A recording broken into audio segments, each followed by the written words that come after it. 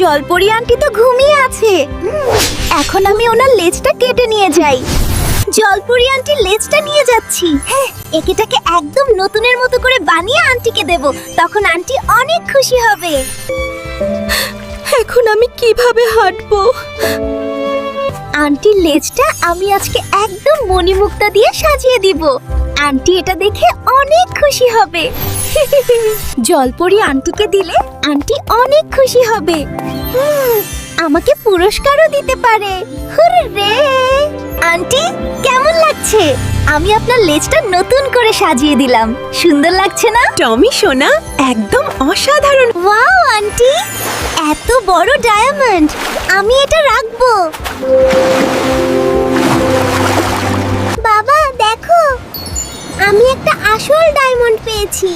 Wow টমি, এটা তো সত্যি রিয়েল ডায়মন্ড। আরে